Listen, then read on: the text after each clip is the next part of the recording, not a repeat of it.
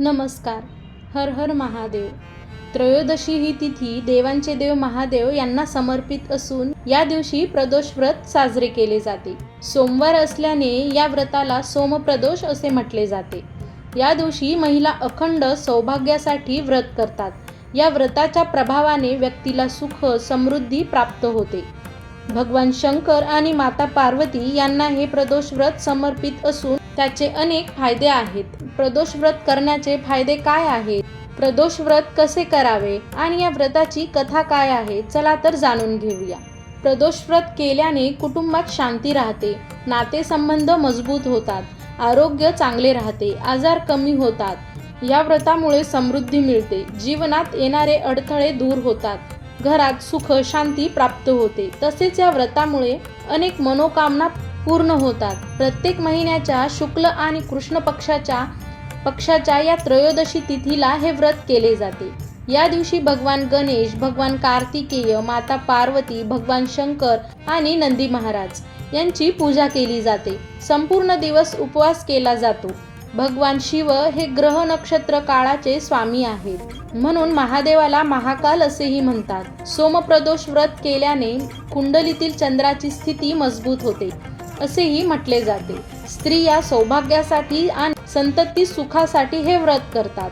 प्रदोष व्रत पाळल्याने संतान सुख प्राप्त होते. प्रदोष काळ हा संध्याकाळी सूर्यास्ताच्या अर्धा पाऊण तास आधी सुरू होते. प्रदोष व्रत कसे करावे? सोमप्रदोष व्रतामध्ये संध्याकाळी प्रदोष काळाची वेळ शुभ मानली जाते. सूर्योदयाच्या 1 तास आधी स्नान करून उपवासाचा संकल्प करावा. संध्याकाळी पुन्हा स्नान करून शुभ मुहूर्तावर पूजा सुरू करावी. शिवलिंगाला गाईचे दूध, दही, तूप, मध आणि गंगेच्या पाण्याने अभिषेक घालावा. त्यानंतर शिवलिंगावर पांढरे चंदन लावून बेलपत्र, मंदार तसेच इतर पांढरी फुले वाहावीत. शिवलिंगावर चांदी, तांबे यांच्या माध्यमातून शुद्ध मध प्रवाहाच्या रूपाने अर्पण करावा. भगवान शिवाचा पंचाक्षरी मंत्र किंवा षडाक्षरी मंत्र किंवा महामृत्युंजय मंत्र म्हणावा. तसेच जर इतर साहित्य नसेल तर फक्त जलाभिषेक केला तरीही चालतो. अबीर, गुलाल, चंदन, फुले, धोत्रा, त्याचप्रमाणे दिवा, अगरबत्ती हे सर्व पूजेमध्ये असावे. पार्वती मातेला हळदी कुंकू वाहावे. संध्याकाळी आपण मंदिरात जाऊन पूजा करू शकत नसाल, घरातल्या घरात आपल्या देवघरातल्या शिवपिंडीवर अभिषेक करून पूजा करावी. भगवान शिवाला संध्याकाळी नैवेद्य दाखवावा, आरती करावी आणि हा महाप्रसाद सर्वांना वाटावा. सोमप्रदोष व्रताची पौराणिक कथा म्हणजे, प्राचीन काळी एका ठिकाणी एक ब्राह्मण स्त्री राहत होती. तिला पती नव्हता, तिच्याकडे काहीच शिल्लक नव्हते, म्हणून ती आपल्या मुलाला सोबत घेत सकाळपासून भिक्षा मागायला निघत असे. अशा प्रकारे ती स्वतःचे आणि मुलांचे पोट भरत होती.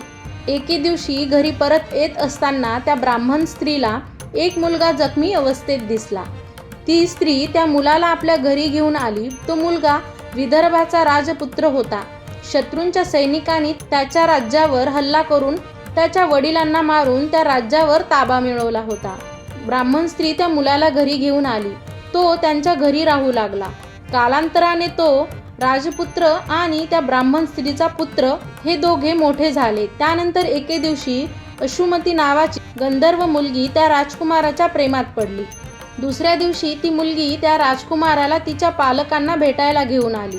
काही दिवसांनी महादेवांनी अंशुमतीच्या आई वडिलांना स्वप्नात दर्शन देत राजकुमार आणि अंशुमतीचा विवाह लावण्याची आज्ञा केली. त्यांनी तसे केलेही आणि राजकुमार आणि अंशुमतीचा विवाह पार पडला. ते आनंदात राहू लागले. तर दुसरीकडे ही विधवा ब्राह्मण स्त्री नेहमीप्रमाणे प्रदोष व्रत करत राहिली.